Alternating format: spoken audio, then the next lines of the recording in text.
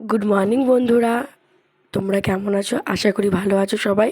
এদিকে আমরা চলে এসেছিলাম তারাপীঠে মা তারার পুজো দিতে। তাই অনেক ভোরবেলা ঘুম থেকে উঠে গেছি। তখন ঘড়িতে বাজে 4টে। এদিকে আমার বাবু ঘুমাচ্ছে, বুনু গেছে বাথরুমে। এদিকে আমি রেডি হয়ে নেব, নিয়ে আমি আমার বুনু চলে যাব পুজো দিতে।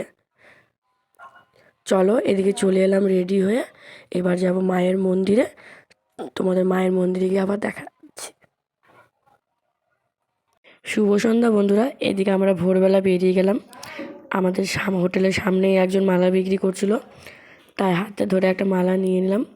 এদিকে বুনু আর বাবু রেডি যাচ্ছে। ওই কাকুটা আমাদেরকে বললো যে চলো আমাদের দোকান থেকে বাটাটা নিয়ে নেবে। আর এইদিকে দেখো বন্ধুরা, এই এই সকালবেলা যে প্রকৃতিটা কি বলবো, বলা যাবে না, এত সুন্দর। এদিকে ঠান্ডা ঠান্ডা ভালো লাগছিল। এদিকে আমরা চলে গেলাম মন্দিরে। এত ভোরবেলা যে কোনো দোকানপাট বেশিরভাগ খোলেনি। এদিকে আমরা বাটা নিয়ে নিলাম।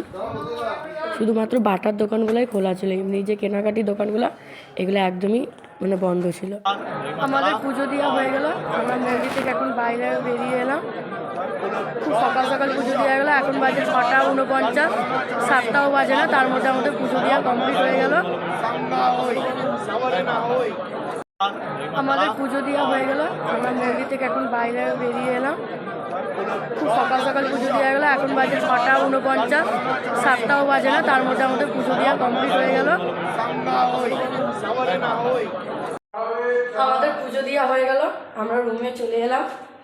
এখন ভাবছি ঘুরতে যাব কোথাও, কিন্তু যার সাথে ঘুরতে যাবো সে এখন ঘুমাচ্ছে। উনি এখন ঘুমাচ্ছে। দেখি যদি ওঠে তাহলে ঘুরতে যাব। বিচন দুপুরে দিকে সব ঘুরে আসবো। এখন রুমে যাই।